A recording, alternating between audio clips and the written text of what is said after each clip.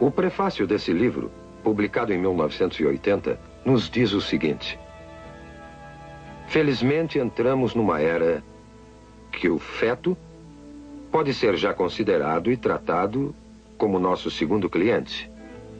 Quem poderia sonhar, mesmo há alguns anos, que poderíamos atender um feto como médico? As tradicionais éticas médicas e conceitos nos dizem que não devemos destruir nossos clientes e nós juramos preservar suas vidas.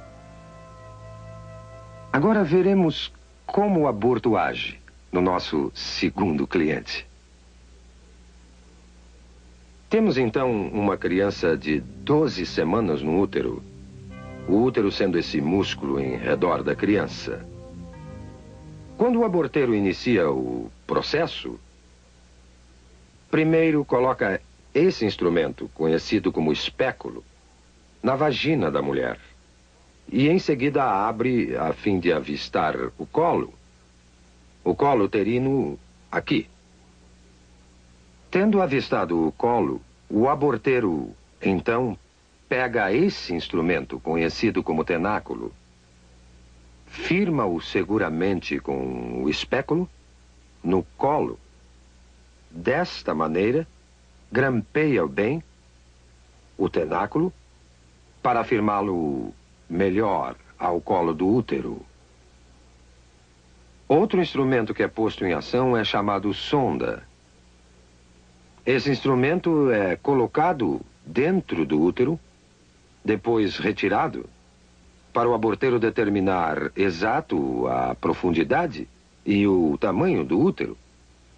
Depois, esse grupo de dilatadores, esses metálicos, curvos instrumentos, são usados para fazer a dilatação do colo, a fim de aplicar finalmente os mencionados instrumentos de aborto.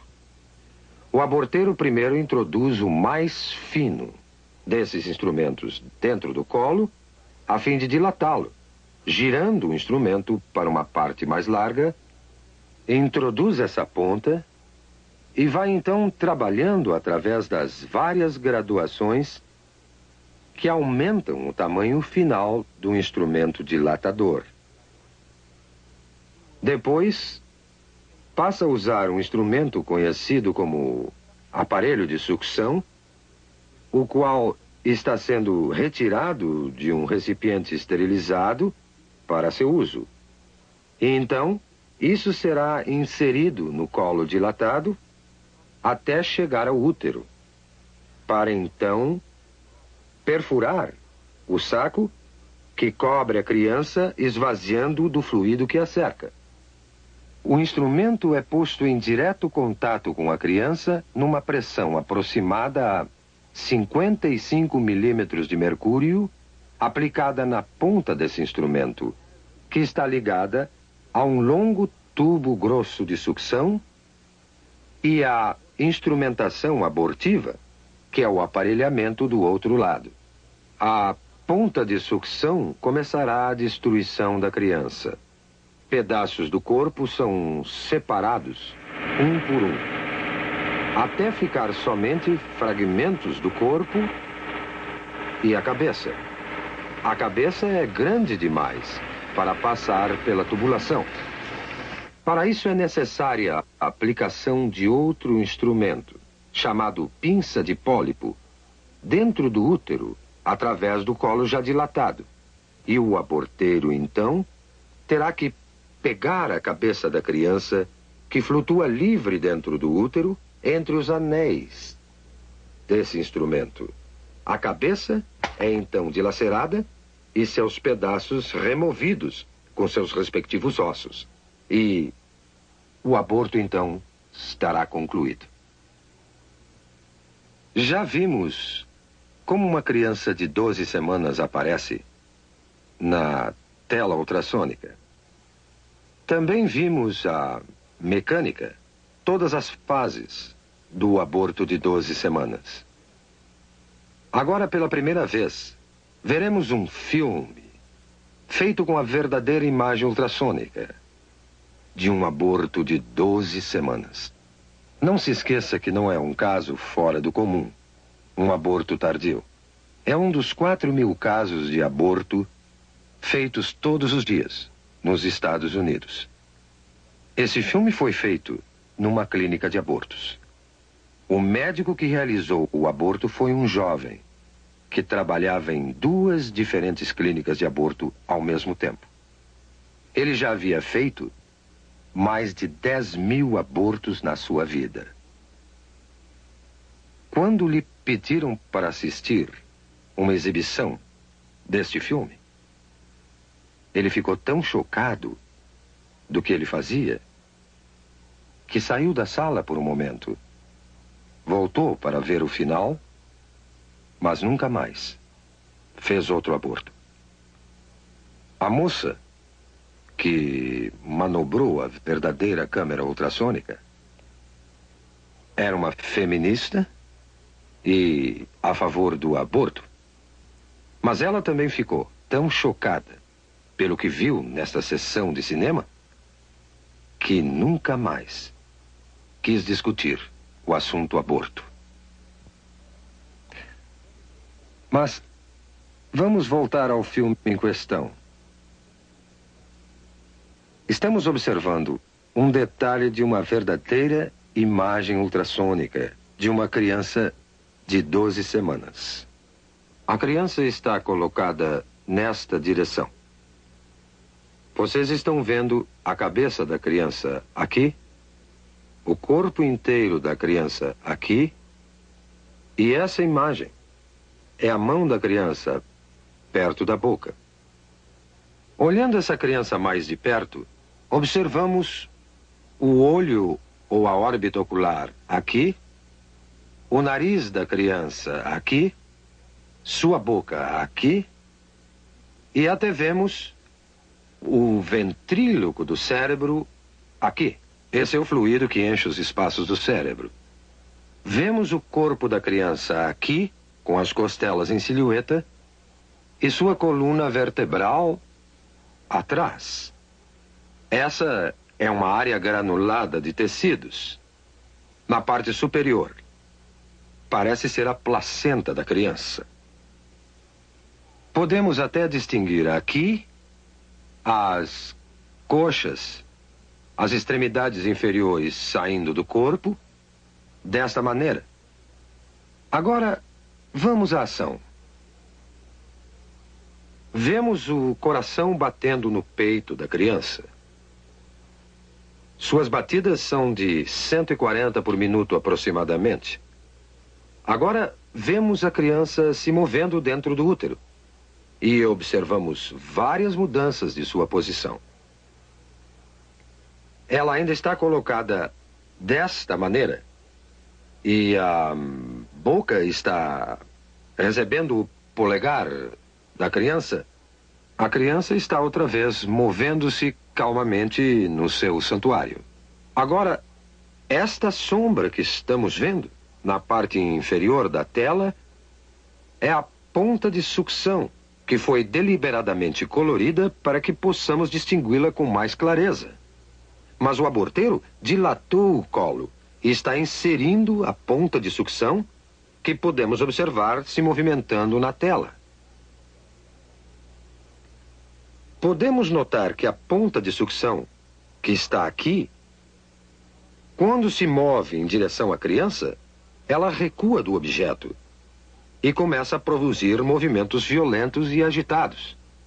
A criança se move com mais determinação. Sua posição muda constantemente e ela retrocede mais uma vez aqui.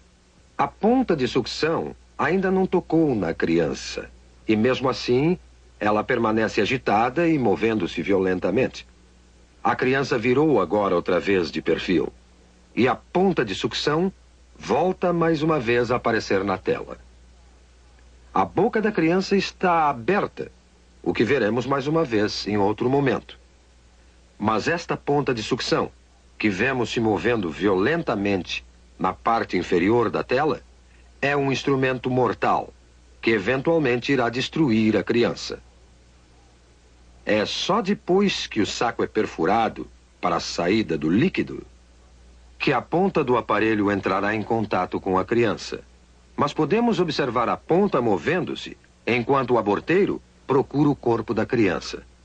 Mais uma vez, vemos a boca da criança aberta, como se estivesse emitindo um grito silencioso. Este é o grito silencioso de uma criança prestes a enfrentar sua extinção. Agora, as batidas do coração aumentam dramaticamente e os movimentos da criança são mais violentos, como percebendo a agressão ao seu santuário. Está se afastando e podemos vê-la movendo-se para a esquerda do útero, numa tentativa patética de escapar aos terríveis instrumentos que o aborteiro usa para extinguir a sua vida. Agora, o coração está visivelmente acelerado. Suas batidas chegam a 200 por minuto. Não há dúvida alguma que a criança percebe o perigo mortal que a espera. A membrana foi perfurada e o fluido escapou.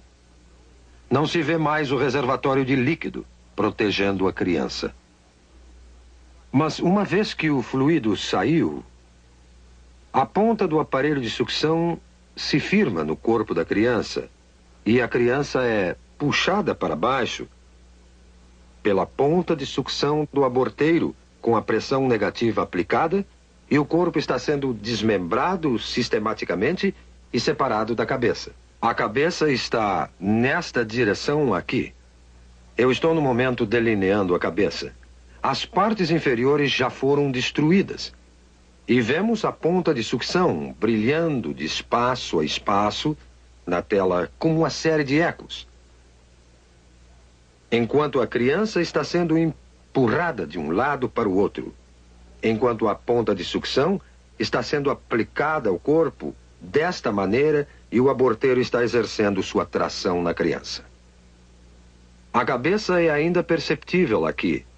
O corpo já não se pode ver. Foi separado da cabeça. O que vemos agora é a cabeça mesmo, que é chamada linha média do eco, e vários fragmentos de ossos. Mas a cabeça, que estou delineando aqui, nessa criança de 12 semanas, é grande demais para sair inteira numa peça de dentro do útero. O aborteiro terá que empregar este instrumento, a pinça de pólipo, numa tentativa de segurar a cabeça. Ele agora tentará dilacerar a cabeça com esse instrumento, dessa maneira, e remover a cabeça aos pedaços de dentro do útero. O aborteiro e o anestesista têm um código secreto entre eles, que os protege da pavorosa realidade dos fatos. O aborteiro e o anestesista se referem à cabeça da criança, que agora é chamada de número 1. O anestesista, então, perguntará ao aborteiro: o número 1 já saiu? Já acabamos? Vemos agora, intermitentemente, os dentes ou lâmina desse instrumento aparecendo nessa imagem aqui. A cabeça tende a flutuar, solta no útero, e aqui estão os dentes ou lâmina desse instrumento vindo por aqui, e a cabeça está sendo agarrada pela pinça de pólipo e puxada para baixo em direção ao colo. Agora, tudo o que vimos sobrando são simples resíduos, simples fragmentos, pedaços de tecidos que documentam que ali viveu uma vez um indefeso, frágil ser humano.